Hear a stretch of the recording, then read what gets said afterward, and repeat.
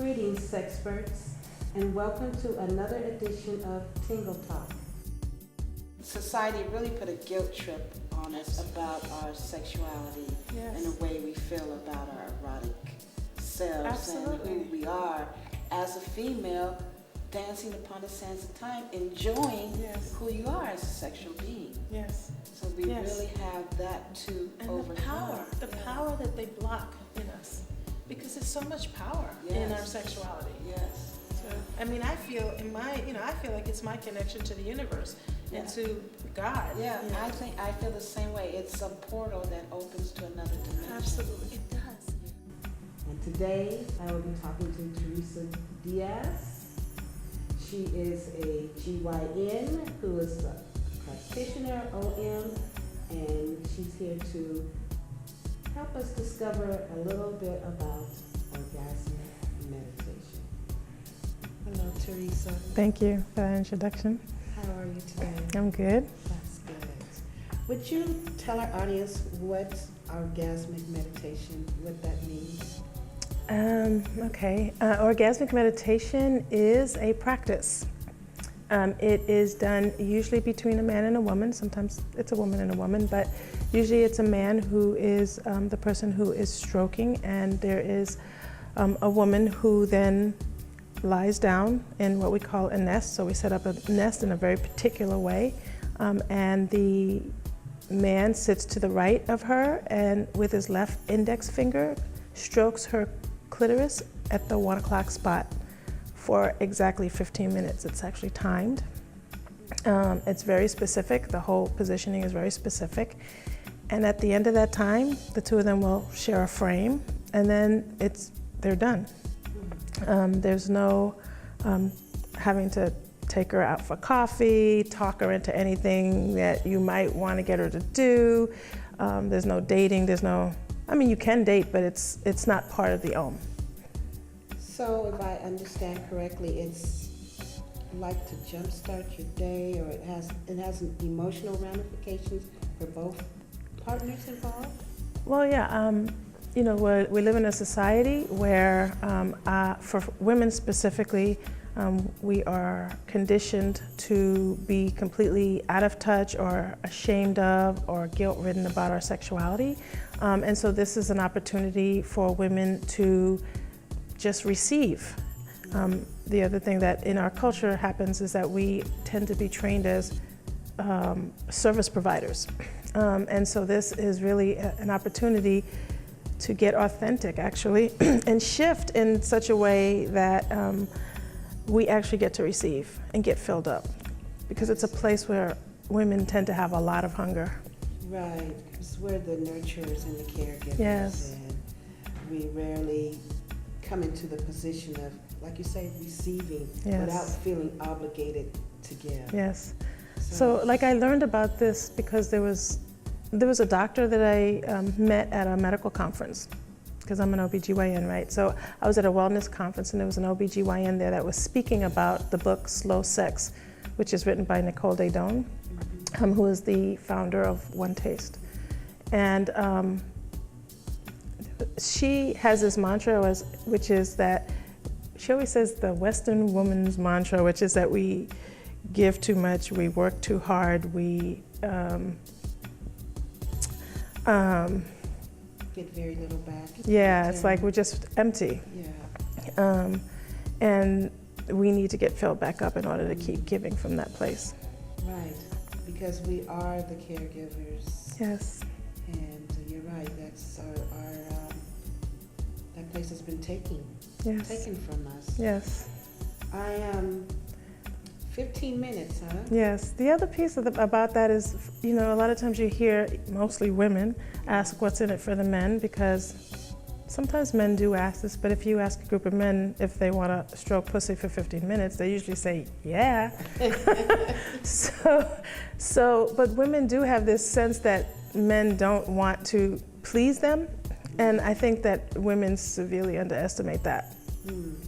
And for men, what happens is men sort of have their sex already open. They haven't had the same type of conditioning that women have around sex, but where men do have conditioning is around feeling.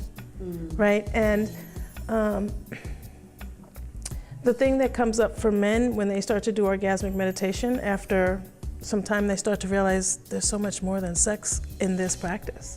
And part of what that is that they start feeling, right? And sometimes you almost, I really feel like sometimes we need to support them a little better about that, because they get a little freaked out about the fact that, oh, I'm so emotional, right? So, yeah, so they start to feel their body differently too. It's just in the place where they've been shut down, which is the emotional part. They can see the beauty in a woman having an orgasmic experience. Oh yeah. By helping to facilitate. Yeah. And you know, it's interesting because a lot of men will come in saying, I know what I'm doing, I know how to do this, I please my woman, right? And then about 80% of the women are saying, I'm not getting off on this at all. And you'll find it where a lot of times couples are together and, you know, she's doing the caretaking piece of that or the service piece of that. And then what gets a little odd is that the woman after a while doesn't want to have sex. That happens a lot in couples. And it's because what's on the menu hasn't been good for her. Right. And so even though it seems as though she was really into it in the beginning, if she's not authentic, then after a while that gets boring. And like, why does she want to continue to do it unless she's getting filled as well? So this really shifts it in such a way that the men actually see what a woman looks like in authentic orgasm, which is a really big deal. The clitoris has 9,000 nerve endings. Yes, it does. And so its function is specifically for pleasure. It's yes, not it a is. reproductive organ. It's a sensory Very good point. organ. Absolutely. And I understand OM divides that up further into 10 sections. Different quadrants. So they'll say like the feeling of love comes from massaging the base of the clitoris, right?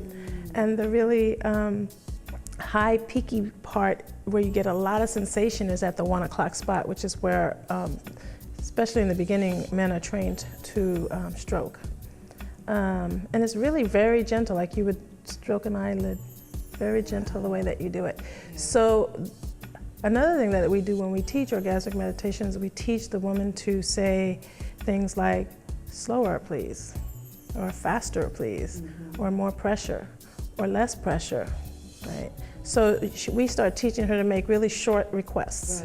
Right. And the man is taught to make offers that she can say yes or no to. We don't want her thinking too much. We want her in her body, right? So he'll say something like, would you like a faster stroke, a lighter stroke? You know, would you like more pressure?